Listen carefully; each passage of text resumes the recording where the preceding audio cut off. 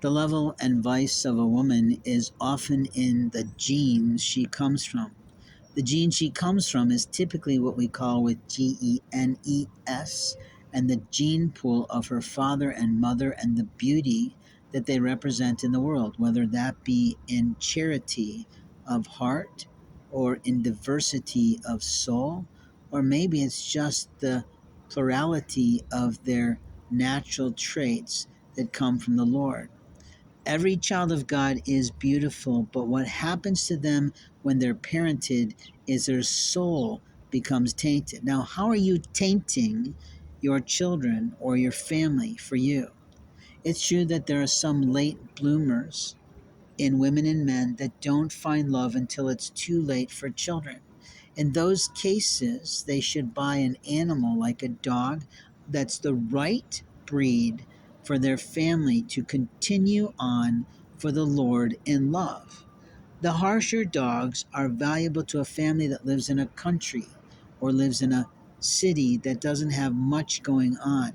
We do still need the shepherds. We do still need the pit bulls that are sweet, allegedly.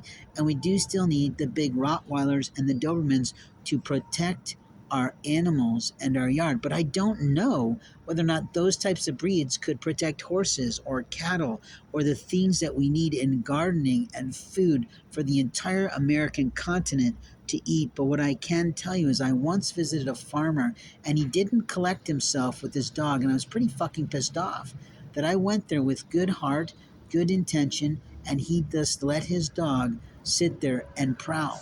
And that's, on the one hand, what he should do, and on the other hand, it's a legal risk to him. I could have sued him for that shit. Not only am I highly allergic, but I wasn't there to harm him, and he ought to have been mature enough to tell the difference. I'm sure there are shysters that those country bumpkins talk about throughout history and time, but at some point, every human being gets what works in the world when what doesn't. What works in the world is honesty, integrity, and true service. What fails in the world are lies, deceiving, cheating, and murderous thoughts, jealousy, vanity, vices, alcohol, drugs.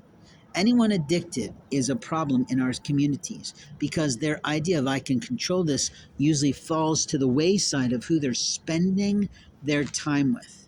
And there are even managers of companies that entreat their employees as if they're family and friends. They're not under any legal ease. You are legally liable on behalf of your company for how you behave both on the job and in the after hours of the job when you're still in your uniform and you do things, whether or not you get enticed to do it by the centurions of the day, which is our local police and sheriff, who think they've got rights to other people's lives and bodies and bank accounts, retirement accounts, inheritance. Let me explain to you a moment about inheritance. Inheritance comes from the Lord. And if you have a loving father who loves his children, who is wealthy and wise about how he studies the wealth development capabilities of his lifetime, you might have a wealthy inheritance. But then there's assholes like Warren Buffett who feels that despite his billions of dollars in the bank, that his children and even his wife don't deserve 1 cent. I find that immoral underneath the biblical terms of inheritance because everything he's gained, everything he's earned might have been a part of his history and heritage of his own family lineage in America, just like the oil barons that have passed down their refineries to their children. And as a result, we have automobiles that can be driven. The reality is that science and technology is changing every single day. And if you want to get out of your desperation in life, you have to be willing to change your life. And if you're not willing to make incremental changes toward the house of God, of life, love, liberty, and liaisons that are new for your life, and opportunities to educate yourself and instruct yourself and train yourself into better living, then please don't give me your bitchy self